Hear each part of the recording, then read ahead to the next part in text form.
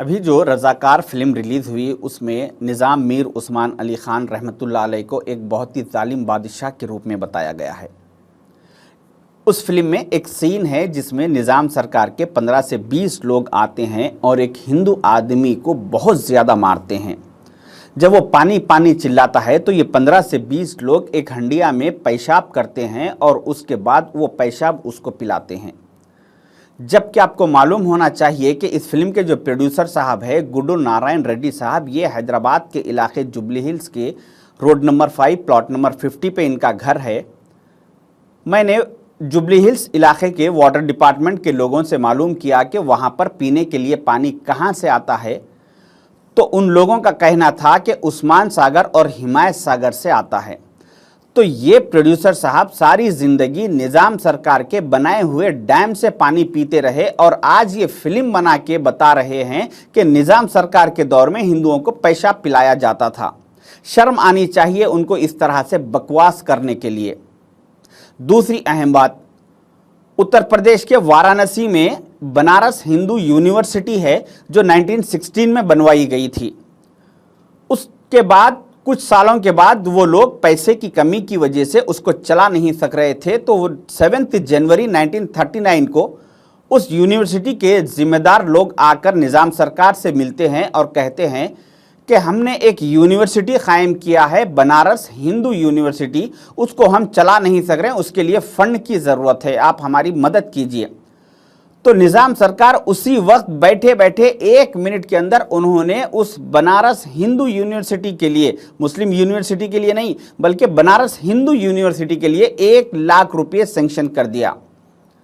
उस वक्त 10 ग्राम सोने की कीमत 18 रुपये हुआ करती थी, आज 10 ग्राम सोने की कीमत 60,000 रुपये है।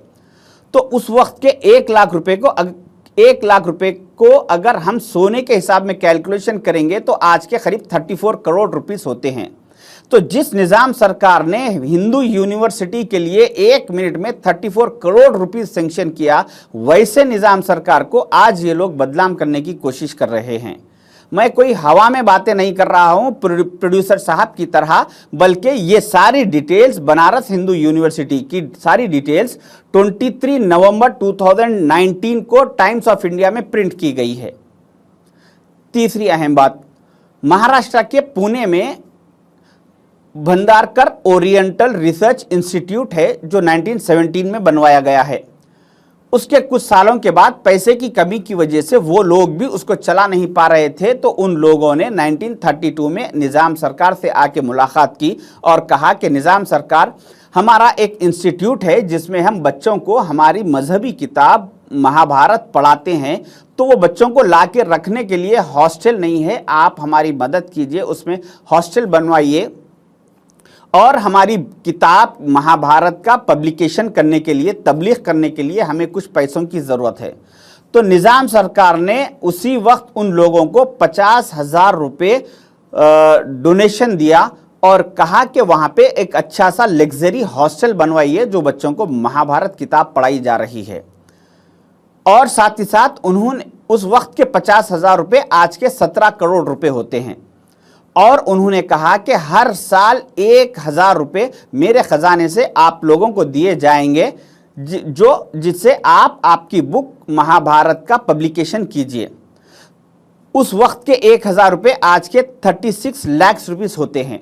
तो जिस निज़ाम सरकार ने महाभारत बुक किताब को पढ़ने वाले बच्चों के लिए 17 करोड़ का हॉस्टल बनवाया और उस किताब की पब्लिकेशन के लिए हर साल 36 लाख रुपए डोनेशन दिया करते थे, आज वैसे निज़ाम सरकार को ये लोग बदनाम कर रहे हैं। आप गूगल में Bhandarkar oriental research institute type कीजिए, उसकी वेबसाइट ओपन कीजिए, उसकी हिस्ट्री में जाइए और जाके चेक कीजिए, आज भी वहाँ पर मेंशन है कि निज़ाम गेस्ट हाउस निज़ाम सरकार ने यहाँ पे हॉस्टल बनवाया था और आज भी पुणे में आप जाके देखिए कि वहाँ पे ये हॉस्टल मौजूद है। ऐसा कई मंदिरों को, हिंदू मुसलमान को, सबको लेके चलना निज़ाम सरकार की ये आदत थी।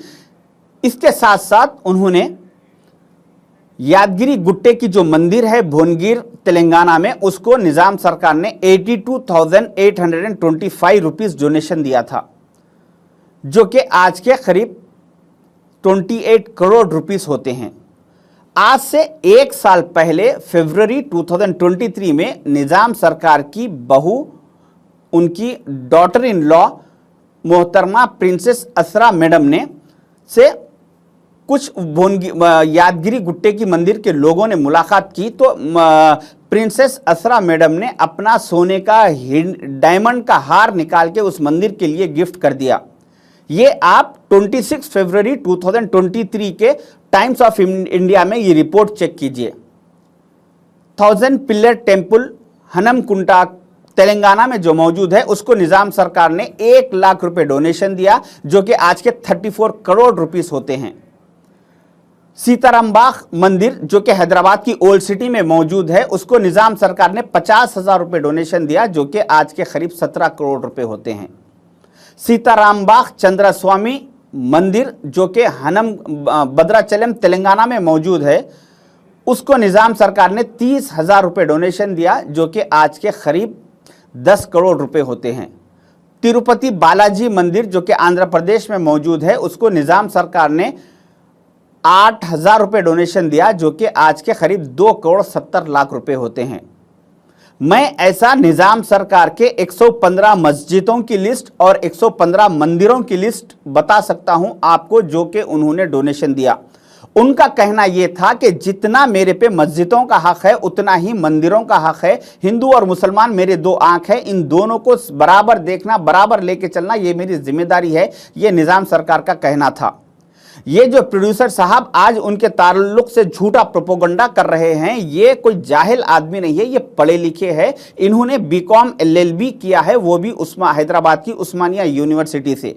ये प्रोड्यूसर साहब सारी जिंदगी निजाम सरकार के बनाए हुए डैम का पानी पीते रहे और इन्होंने सारा एजुकेशन निजाम सरकार की बनाई हुई यूनिवर्सिटी से हासिल किया, और आज उन्हीं को चंद वोटों के खातिर, चंद फिरका परस्ती के खातिर उनको बदनाम करने की कोशिश कर रहे हैं। इस तरह से इन्होंने और एक बहुत गंदा सीन उस फिल्म में बताया कि कुछ औरतें बदकम्मा खेल रही थी, तो निजाम सरकार के लोग आकर उन औरतों को मार के, उनके पूरे कपड़े उतार के, उनको नंगा करके उनके साथ बदकम्मा खेला और उनके साथ बदतमीजी की, गैर गलत हरकतें की, और उसके बाद जब उन लोगों का उनके साथ दिल भर गया तो उन औरतों को जिंदा जला दिया गया। इस तरह से ये झूठा प्रोपोगंडा ये फिल्म में बता के हिंदू और मुसलमानों को लड़ाने की, बांटने की कोशिश कर रहे हैं।